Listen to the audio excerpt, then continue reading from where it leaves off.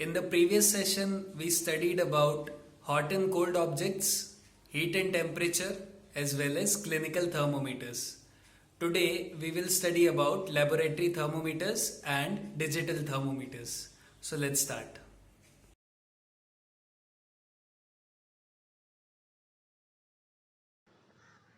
Do you remember your geometry classes?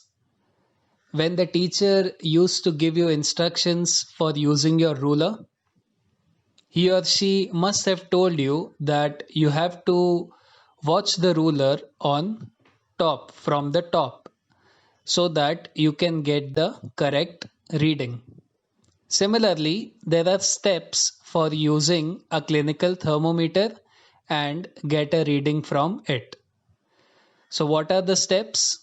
Step number one is firstly, wash the thermometer with an antiseptic solution, and if in case the antiseptic solution is not available, then wash it with clean water.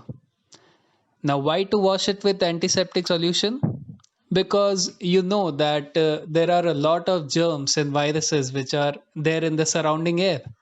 This time must have taught you about it. So that is why we have to use an antibiotic solution to sanitize it. Now the step number 2 is gently hold the thermometer tube in your hand and give it a jerk in such a way that the mercury thread in the thermometer falls below the reading of 35 degrees Celsius. Now, in the previous session, we saw that the clinical thermometers have mercury inside it. So, we have to give it a jerk so that if the mercury had risen previously, we have to make it come down. Also, remember that this step is only used for mercury thermometers. In case of digital thermometer, we do not have to jerk because the clinical thermometers do not have mercury inside it. So that is why this step is only to be followed for mercury clinical thermometers.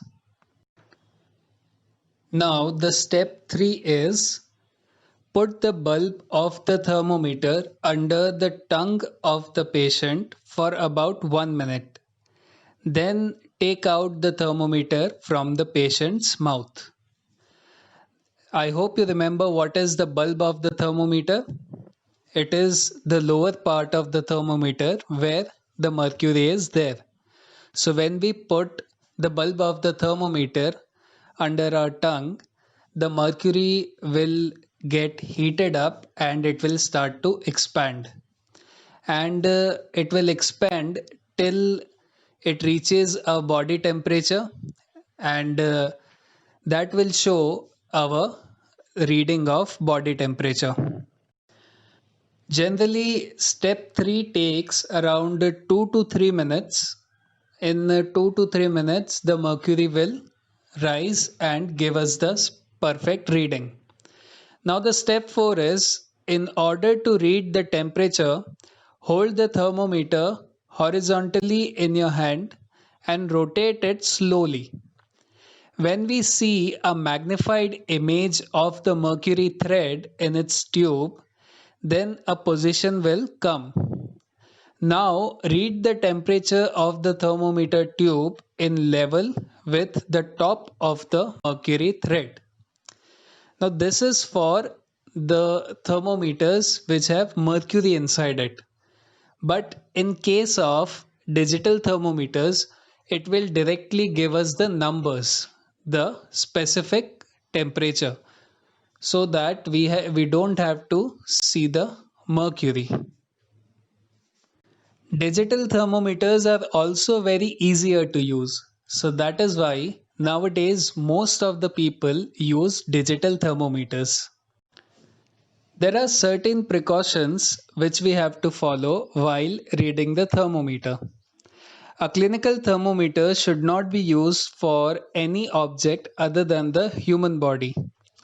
There are some following precautions which are to be observed while reading a clinical thermometer. First is Wash the clinical thermometer before and after using, preferably with an antiseptic solution. Be ensured that the mercury level before using the clinical thermometer should be below 35 degrees Celsius. The clinical thermometer should be read by keeping the level of mercury along the line of light and also our line of sight. While reading the clinical thermometer, it should never be held by the bulb because it may contaminate the bulb with germs.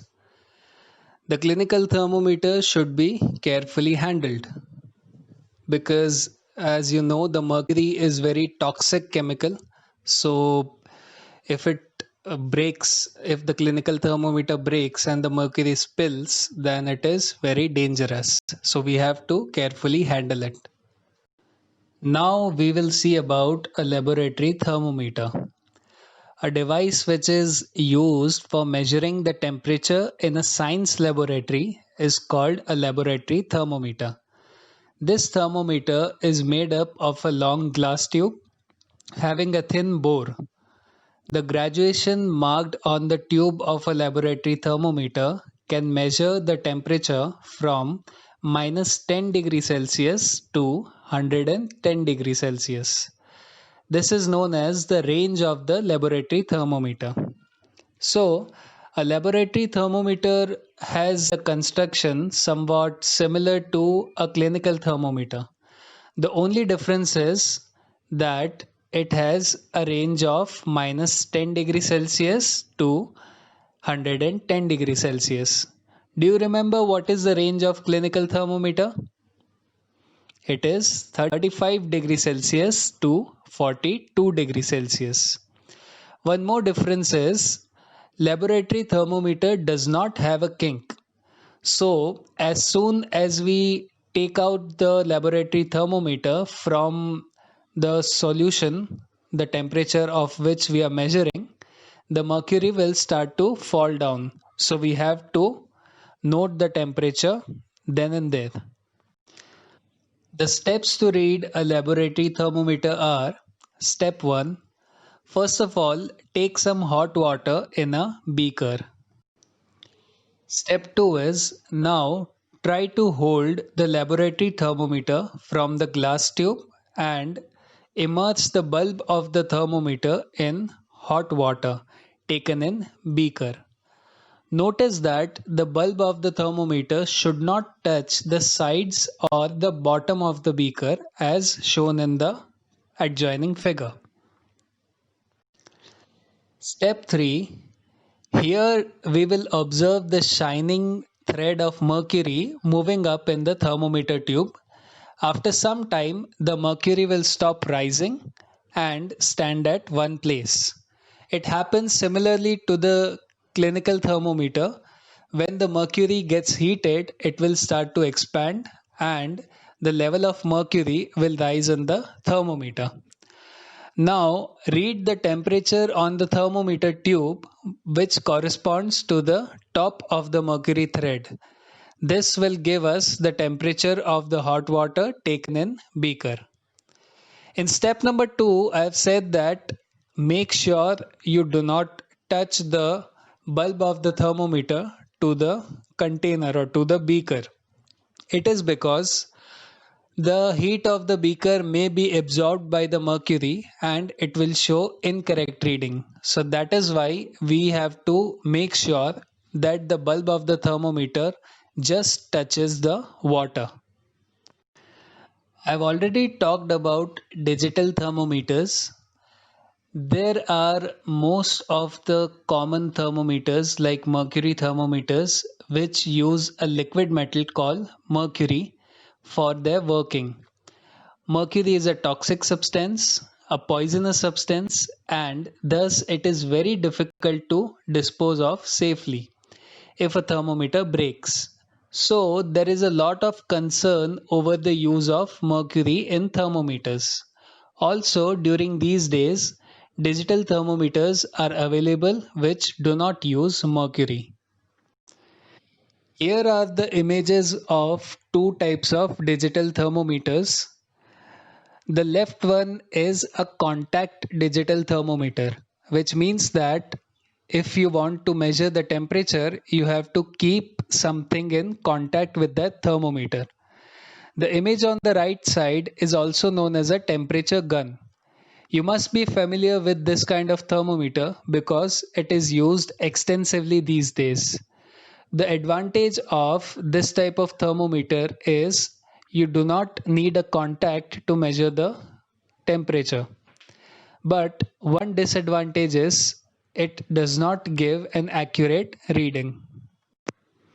So, students, today we learnt about clinical thermometer and how to read it, laboratory thermometer and how to read it, and also two types of digital thermometers. I hope you found this session useful. I would advise you to read the book so that you can get thorough with the chapter. I will see you next time. Till then, take care.